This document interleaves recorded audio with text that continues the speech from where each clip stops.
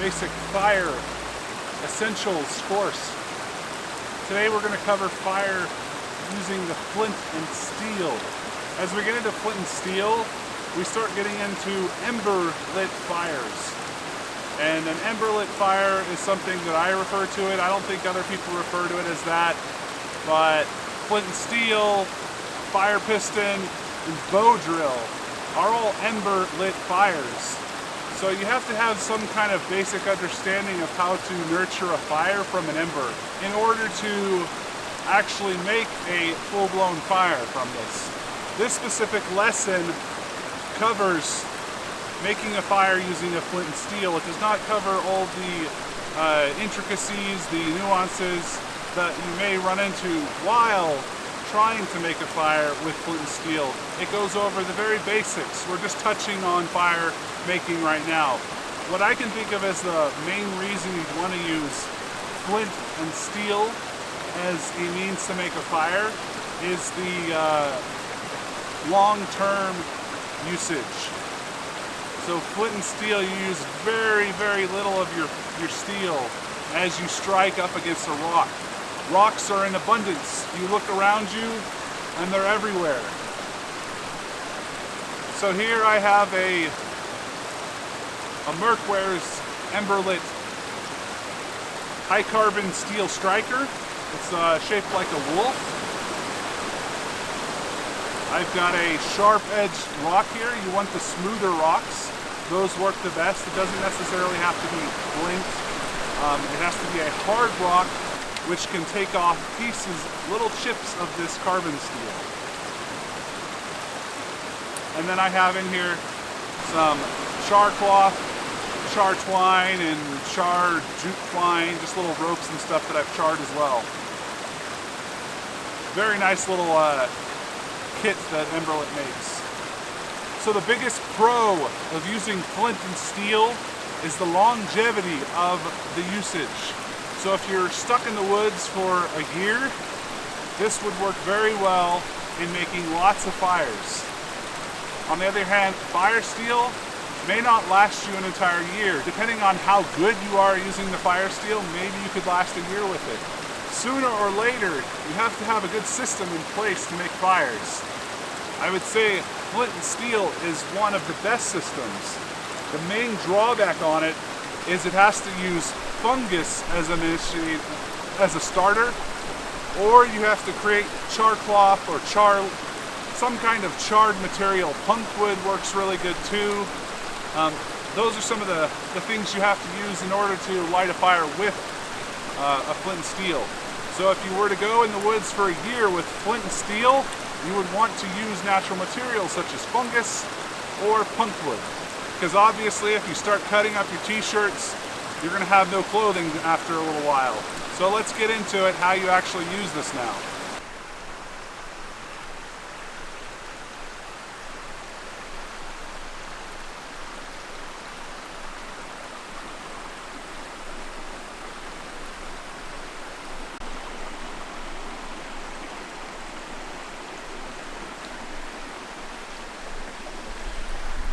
So here's where you would find your materials to make yourself a bird's nest. So this is the cambium layer of the cottonwood tree. We can get some of this. It looks like other people have actually harvested some of this as well. You can see there's some cuts there. See that? Just comes right off there. We're going to gather some of this and then get a little bit of a fire going with our flint and steel.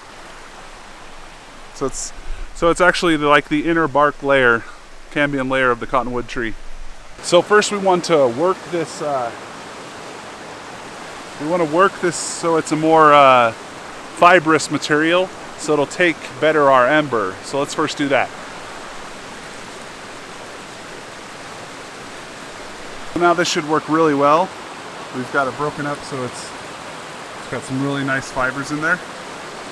Let's go and get our flint and get this started. So there's two methods of using the flint and steel. There's the method where you cause sparks to go downwards. So like if you have your char cloth on the ground on top of a tinder bundle, you would use this method, because when you hit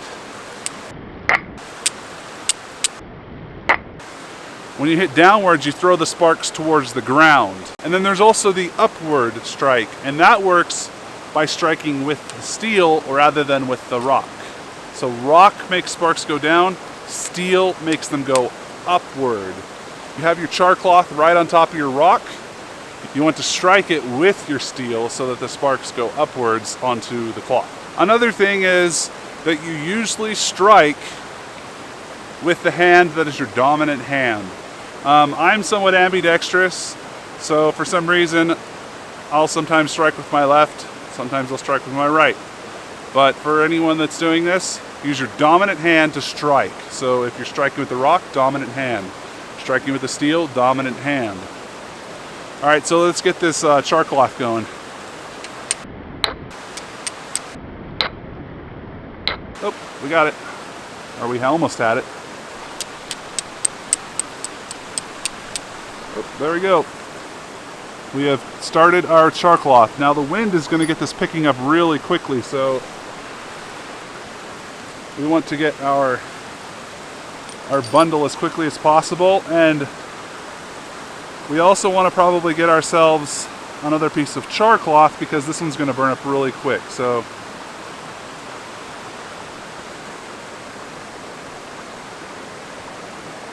once we get these extra pieces of char cloth going, we'll make a fire out of this.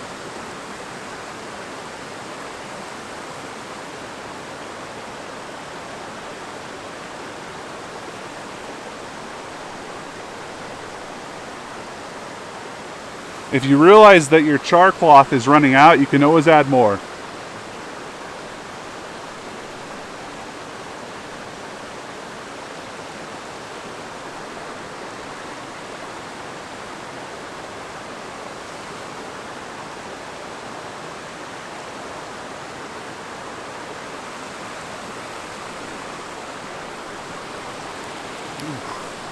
And there we go. Fire. Using Flint and Steel.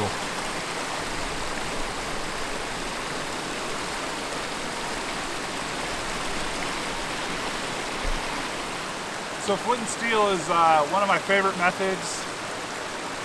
I find that it's not too difficult, but at the same time it's gratifying to be able to make a fire using only flint and steel.